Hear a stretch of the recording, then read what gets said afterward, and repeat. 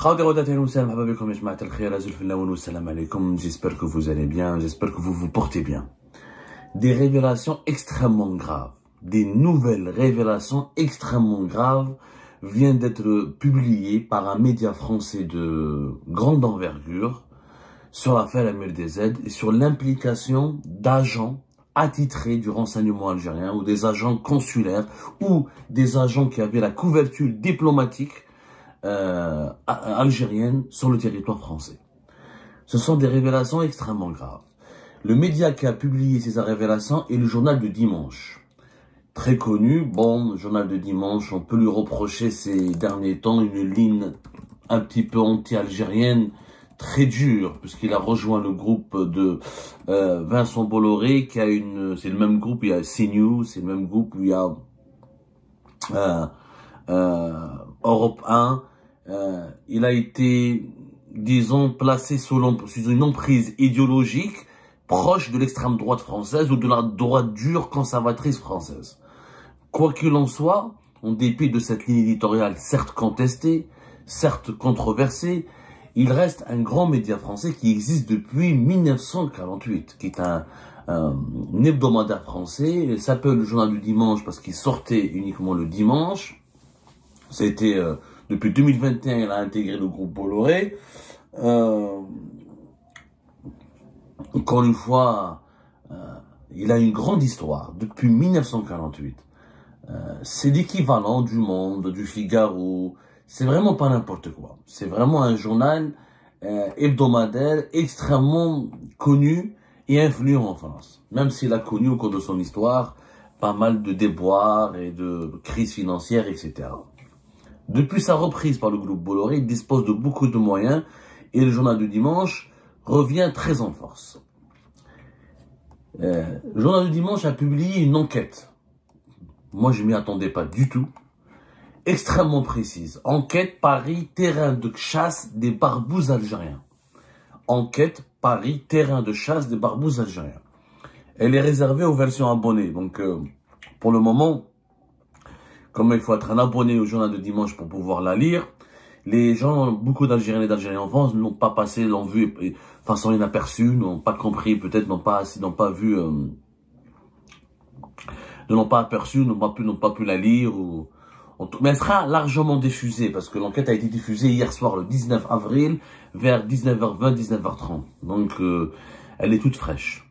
Et je crois qu'elle va faire énormément de mal aux relations algéro-françaises. Et elle va faire énormément de mal aux partisans du pouvoir algérien parce qu'elle apporte des révélations et des accusations très très graves. Qu'est-ce qu'on nous apprend dans cette enquête? On nous apprend,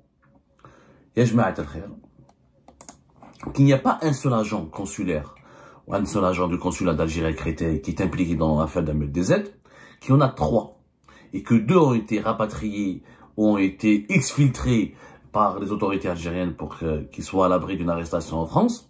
Et que tous les 3 ont le statut de militaire. Ce ne sont pas des simples agents consulaires.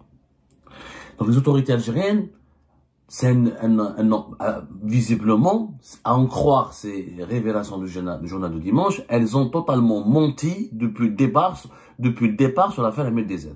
Il ne s'agit pas d'un agent consulaire classique qui était en poste pour un travail ordinaire. C'est un militaire, ils ont même sorti son rang, c'est un adjudant. Ces informations, nous on les avait, mais on n'a pas pu les confirmer. Parce que nos sources algériennes n'ont pas voulu les commenter, n'ont pas voulu les confirmer. Ils ont voulu totalement nier, ils étaient dans le déni jusqu'à l'heure actuelle, ils sont dans le déni. Non, c'est une affaire préfabriquée, non, c'est une affaire farfelue, non, c'est une affaire imaginaire, c'est les services de Bruno Retailleau, c'est pour comploter contre l'Algérie, etc. Le journal du Dimanche cite des sources proches du dossier. Il a obtenu, parce que nous, on s'est rapproché de l'équipe du GDD, on leur a posé des questions hier soir à la suite de leur enquête. J'ai essayé de comprendre à travers certains confrères au sein du GDD pour leur dire, mais est-ce que vous êtes sûr de ce que vous affirmez? Eux, ils ont cité des sources proches du dossier. Des sources, d'ailleurs, ils citent tous les appareils judiciaires, ils citent tous les services de sécurité, Ils sont très précis. L'enquête est vraiment très précise. Je vais vous citer des passages, vous allez comprendre que l'enquête est très précise. Et c'est des sources au sein de la police judiciaire, des sources au sein de la DGSI française et des sources judiciaires françaises. Donc, ils ont fait tout un travail où ils ont consulté les sources les plus proches et les plus concernées par ce dossier, qui est en instruction au niveau du parquet national antiterroriste. Et ils ont donné des grades, des faits. Et ce qu'on nous apprend aussi, c'est que le fameux agent consulaire que les autorités algériennes nous prétendent qu'il était innocent, qu'il n'avait rien à voir avec l'affaire MLDZ, il se trouvait dans des endroits de façon très suspecte au moment même où MLDZ était en train d'être kidnappé et en train d'être se faire torturer, se faire droguer. Pire encore, l'agent consulaire qui est emprisonné en ce moment, qui a été emprisonné depuis le 11 avril dernier, a été même en contact. Les services de sécurité français ont démontré qu'il était en contact avec au moins l'un des ravisseurs de MLDZ. L'affaire est très grave, je vous cite. Alors qu'en enquête de la PJ de Villejuif, au départ, cette enquête était MLDZ, ça s'est passé fin avril 2024, au départ, c'est la police judiciaire de Villejuif. Pourquoi Villejuif? Villejuif, parce que, vous savez, ici en France, il y a des services de police judiciaire qui sont compétents sur plusieurs villes. En Île-de-France, vous avez la police judiciaire de Nanterre, vous avez la police judiciaire de Villejuif, vous avez une police judiciaire, je crois, à Versailles. Il y a des pôles. Le pôle de police judiciaire de Villejuif, c'est lui qui s'occupe des affaires criminelles les plus graves, qui relèvent du territoire de Créteil, etc., les environs de Créteil jusqu'à Villejuif. Villejuif est une ville importante aussi, qui abrite une importante communauté algérienne qui est très connue. Donc, au départ, c'est l'enquête relevée de la police judiciaire de Villejuif, et c'est elle qui traitait l'aspect criminel. Les agents de la DGSI, nous apprend cette enquête du journal du dimanche, suivent cette histoire pour le moins intrigant d'un observateur, pour essayer de comprendre ses tenants et ses aboutissants. Dès l'été 2024, les hommes de la PJ découvrent qu'un agent consulaire algérien a fréquenté de manière régulière les différents lieux de vie d'MLDZ. C'est comme ça qu'ils ont commencé à s'intéresser à ce fameux agent consulaire algérien. Il a fréquenté de manière régulière les différents lieux de vie d'MLDZ. Il a été repéré à proximité de son domicile, du café où MLDZ avait ses habitudes, mais surtout non loin de son lieu de séquestration. Des exemples, au milieu de la nuit, alors que l'opposant MLDZ était drogué entre les mains de ses geôliers, le téléphone de l'agent consulaire borné non loin. C'est-à-dire qu'il était à proximité de son domicile au moment où il a été enlevé, séquestré et pris par ses kidnappeurs. Un hasard prétend des Algériens. À minuit, le même diplomate était en contact avec au moins un des ravisseurs. Attention. Donc, ça, c'est des sources policières qui ont confirmé ces informations au journal du dimanche. À minuit, l'un des ravisseurs était en contact avec cet agent consulaire. Oh! C'est extrêmement grave. Ça veut dire qu'il y a une relation directe entre cet agent consulaire et les ravisseurs. L'homme est placé sur écoute. Il a été placé sur écoute par les services de sécurité français. En le suivant, les enquêteurs découvrent que ce n'est pas un simple agent consulaire, mais un militaire, membre des services de l'enseignement algérien. Il s'agit de l'adjudant R, membre de la direction générale de la documentation et de la sécurité extérieure. L'information nous est confirmée par une source proche du dossier. L'adjudant agit sous les ordres d'un pseudo vice-consul, la couverture diplomatique du lieutenant-colonel R.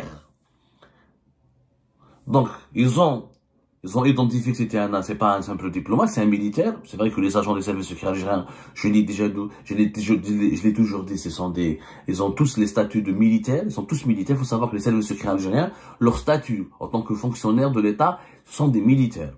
Ils relèvent de l'autorité du président de la République, mais sont militaires. C'est pour ça qu'ils ont une double tutelle. L'état-major de l'armée, le ministère de la Défense nationale et l'état-major de l'armée, parce qu'ils sont militaires, et la présidence de la République, le palais présidentiel d'El Mouradia.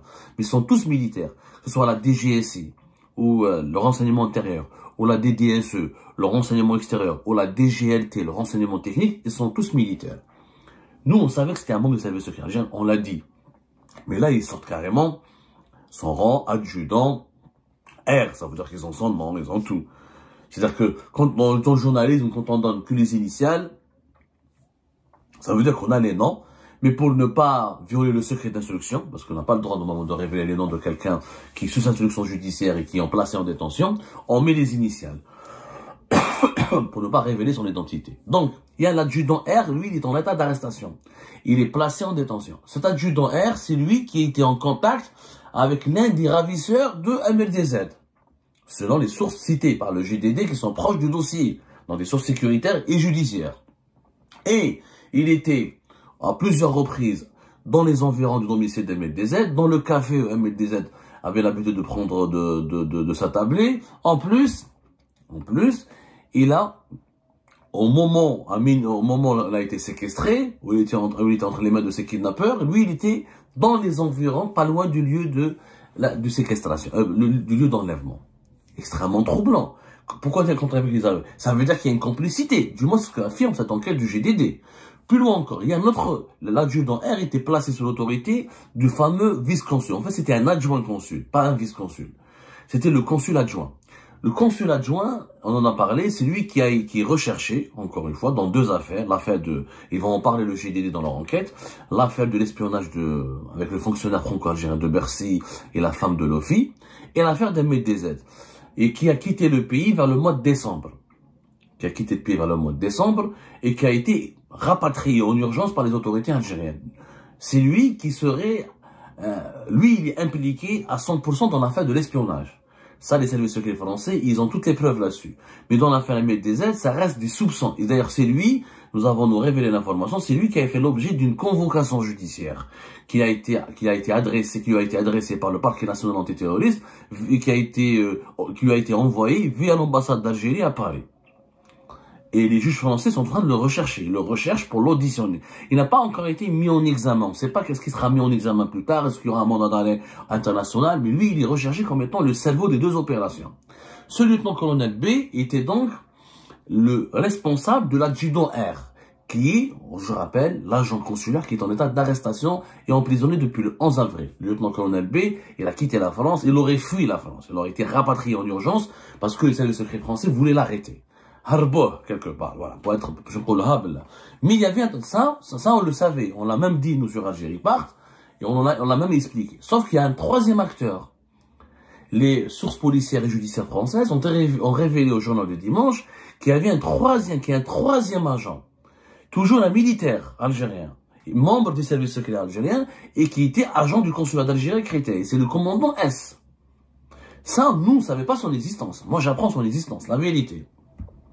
Que nous dit le GD dans cette enquête sur le commandant S? Les trois espions sont alors soupçonnés d'être les instigateurs de l'enlèvement d'MLDZ. C'est la raison pour laquelle ils sont suivis. C'est là que les fins limiers du contre-espionnage français et leurs collègues de la PJ découvrent que les hommes du consulat d'Algérie à Créteil sont en contact avec un franco-algérien. Donc, en fait, nous on pensait que c'était l'affaire du franco-algérien de Bercy et de l'espionnage qui a mené vers l'affaire MLDZ. En fait, c'est le contraire. C'est l'enquête sur l'affaire MLDZ qui a mené vers l'enquête sur le fonctionnaire de Bercy. Alors, je reprends.